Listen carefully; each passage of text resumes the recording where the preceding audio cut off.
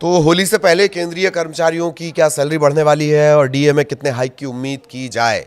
वेतन के साथ साथ पेंशन भी बढ़कर आएगा। केंद्रीय कर्मचारियों के लिए बड़ी खुशखबरी आ गई और होली से पहले खाते में मोटा पैसा आएगा। डीए पर ये एक बड़ा अपडेट आ रहा है, वो आपको बताएं। 20,000 से 1 लाख तक की सैलरी वालों की कितनी इसके बाद सैलरी बढ़ जाएगी, उदाहरण के जरिए मोटा मोटी एक पूरा कैलकुलेशन समझाने की कोशिश करेंगे। इसका फॉर्मूला क्या होता है, बहुत अंदर नहीं जाएंगे फॉर्मूले पे, पर इसका फॉर्मूला क्या होता है, कितने बेसिक पे वाले कर्मचारियों की सैलरी कितनी बढ़ेगी, ये सारे कैलकुलेशन फौरी तौर पर मोटा मोटी समझेंगे। नमस्कार, आपके साथ में ललित प्रजापति।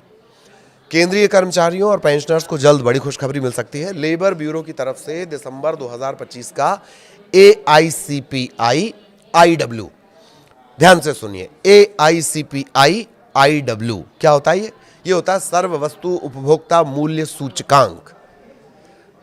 इसी के जरिए सारे हाइक और इसी के इर्द गिर्द सारे हाइक होते हैं। तो इसका डेटा जारी होने के बाद अनुमान लगाया जा रहा है कि महंगाई भत्ता और महंगाई भत्ता राहत, एक होता है DA जो कर्मचारियों को मिलता है, एक होता है DR डियरनेस रिलीफ, ये मिलता है पेंशनर्स को। तो DA और DR माना यह जा रहा है कि 2-2% ये बढ़ाया जा सकता है। अब वास्तव में कितना बढ़ेगा ये तो सरकार की घोषणा के बाद ही साफ होगा। कहा यह जा रहा है कि सरकार अगले महीने यानी मार्च 2026 में ये ऐलान कर सकती है। अब यहां ये जान लीजिए कि 7वें वेतन आयोग 7th पे कमीशन का समय 31 दिसंबर 2025 को खत्म हो गया, पर 8वें वेतन आयोग की सिफारिश होने, उसके लागू होने तब तक बहुत टाइम लग जाएगा। तब तक महंगाई से राहत कैसे मिलेगी? तब तक जो राहत मिलेगी वो 7th पे कमीशन के हिसाब से मिलेगी। इसी के हिसाब से डीए का कैलकुलेशन होता रहेगा। आपको बता दें कि सरकारी कर्मचारियों के बजट पर महंगाई का असर ना हो, इसे एडजस्ट करने के लिए महंगाई भत्ता टाइम टू टाइम सरकार बढ़ाती है। केंद्र सरकार साल में 2 बार जनवरी और जुलाई में डीए बढ़ाती है। इसका कैलकुलेशन बेसिक पे के हिसाब से किया जाता है। ऐसे में डीए बढ़ने पर कर्मचारियों की सैलरी बढ़ जाती है और डीआर बढ़ने पर पेंशनर्स की कुल पेंशन बढ़ जाती है।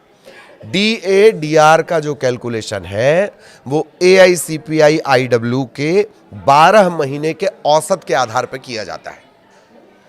12 महीने का औसत अभी क्या आया है? अभी दिसंबर का आया है, तो पूरे 12 महीने का एक एवरेज निकाला जाएगा। ये होता क्या है? AICPI IW यानी all India consumer price index. Industrial workers एक मासिक इंडेक्स होता है जो इंडस्ट्रियल लेबर द्वारा एक तय बास्केट में शामिल वस्तुओं और सेवाओं के खुदरा दाम में समय के साथ होने वाले बदलाव को मापता है। लेबर ब्यूरो हर महीने AICPI IW का आंकड़ा जारी करता रहता है। यही जो डेटा है लाखों मजदूरों, अच्छा जब मैं मजदूरों बोल रहा हूं तो इसको कर्मचारी समझिए, लाखों मजदूरों और कर्मचारियों के वेतन और डीए को तय करने के लिए इस्तेमाल किया जाता है। अब 2% महंगाई भत्ते की चर्चा हो क्यों रही है? क्योंकि दिसंबर 2025 के लिए ये जो आंकड़ा आया AICPI IW, इसका आंकड़ा है 148.2। इससे 12 महीने का एवरेज जो निकाला जाएगा, अगर इसी आंकड़े का जो 12 महीने सूचकांक का जो 12 महीने का एवरेज निकलेगा वो होता है 145.54। अब कैलकुलेशन के मुताबिक डीए बनता है 60.33%। 60.33% बनता है, इसे राउंड फिगर में 60% माना जाए। अब मौजूदा डीए चूंकि 58% है, ऐसे में 60 - 58 यानी 2% आता है। यही बढ़ोतरी हो सकती है, ये बताया जा रहा है। कहा जा रहा है कि सरकार मार्च में इस बात का ऐलान कर सकती है। कहा यह भी जा रहा है कि होली से पहले ही डीए बढ़ाने का ऐलान हो सकता है। आपको बता दें कि केंद्र सरकार ने जून 2025 के AICPI IW आंकड़े के आधार पर डीए में 3% की बढ़ोतरी की थी। तब वो बढ़कर डीए जो था वो 55 से बढ़कर 58 हो गया था। सरकार ने ये बढ़ोतरी अक्टूबर 2025 में नोटिफाई की थी। जनवरी 2026 के लिए कैसे निकाला जाएगा भाई डीए, बढ़ा हुआ डीए? पहले दिसंबर 2025 के डीए का कैलकुलेशन समझ लीजिए। डीए का कैलकुलेशन इस फॉर्मूले से होता है, DA = 12 महीने का AICPI का जो एवरेज है, सूचकांक का जो एवरेज है, ठीक है, इसके साथ 2001 का बेस उसमें इस्तेमाल होता है, ठीक, -261.42। इसको बटा करेंगे, गुणा करेंगे 261.42 गुणित 100, ठीक। ये बेस ईयर का फंडा है। पहले 2016 बेस ईयर के इंडेक्स को 2001 बेस ईयर में बदलना होगा। इसके लिए फैक्टर 2.88 का लगाया जाता है। 2.88 का ये फैक्टर 2016 वाले नए बेस को 2001 वाले पुराने बेस के बराबर करने के लिए निकाला गया है।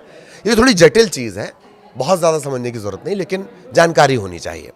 अब जनवरी के लिए डीए परसेंट जब निकाला जाएगा तो फॉर्मूले के आधार पर यह आएगा 60.33%।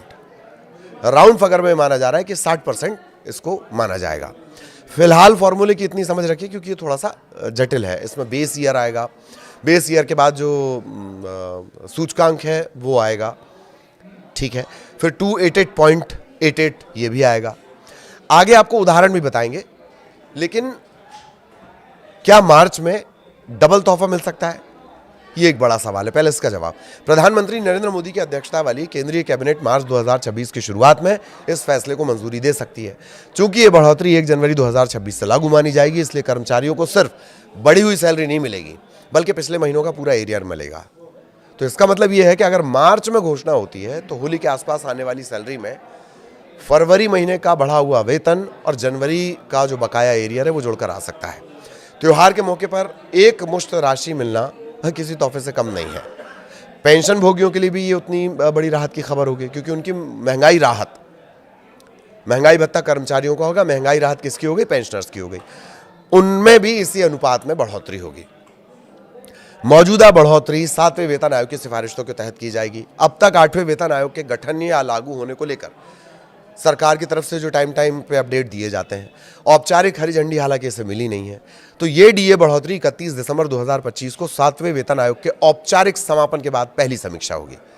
अब एक मोटा मोटी आपको उदाहरण बता देते हैं। सैलरी स्लैब से आप समझ सकते हैं 20,000 से 1 लाख तक की सैलरी वालों की कितनी सैलरी बढ़ेगी। मौजूदा समय में 58%, 2% का इजाफा तो बढ़कर ये कितना हो जाएगा? 60%। इसमें केंद्रीय कर्मचारियों की सैलरी भी बढ़ जाएगी।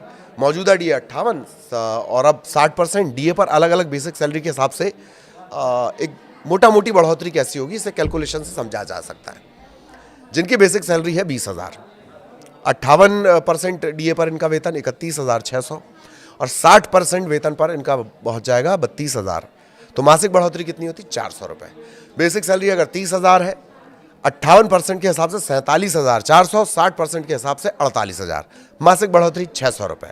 जिनकी सैलरी 40,000 के स्लैब में है, 58% के हिसाब से 63,200, 60% के हिसाब से 64,000, महीने की बढ़ोतरी 800 रुपये। बेसिक सैलरी 50,000, 58% के हिसाब से 79,000, 60% के हिसाब से 80,000, मासिक बढ़ोतरी 1,000 रुपये की। बेसिक सैलरी 60,000 के स्लैब में, 58% के हिसाब से 94,800, 60% के हिसाब से 96,000, 1,200 रुपये की बढ़ोतरी। 70,000 के हिसाब से देखा जाए, 58% 1,10,600, 60% 1,12,000, महीने की बढ़ोतरी 1,400 रुपये। और जिनकी बेसिक सैलरी 80,000, 58 के हिसाब से 1,26,400, 60% के हिसाब से 1,28,000 ये पहुंचेगी। तो 1,1600 की मोटा मोटी इसमें बढ़ोतरी होगी। इसी तरीके से भी आगे के स्लैब है उसको आप 58 के हिसाब से और 60 के हिसाब से कैलकुलेट कर सकते हैं। बट मोटा मोटी ये जो बढ़ोतरी है ये हम आपको एक बता रहे हैं कि ये 2% अगर इजाफा होता है तब होगी। ये ऐलान के बाद ही क्लियर होगा। कुल मिलाकर देखा जाए तो केंद्रीय कर्मचारियों की जो सैलरी है सालाना 4,800 रुपये से 24,000 तक की इसमें बढ़ोतरी होगी अलग अलग स्लैब के हिसाब से। हालांकि 1 लाख से जो बेसिक 1 लाख से ज़्यादा बेसिक जो कर्मचारी सैलरी पाते हैं उसकी और ज़्यादा बढ़ेगी, उसका कैलकुलेशन हमने आपको नहीं बताया। लेकिन डीए में कितनी बढ़ोतरी होगी इसे लेकर अभी केवल कयास और अनुमान ही लगाए जा रहे हैं। वास्तविक बढ़ोतरी सरकार की जो घोषणा है उसके बाद ही पता चल पाएगी। तो अभी ये बिल्कुल क्लियर नहीं होगा। आगे इससे जुड़ा अपडेट जो भी रहेगा वो आप तक पहुंचाएंगे। नमस्कार।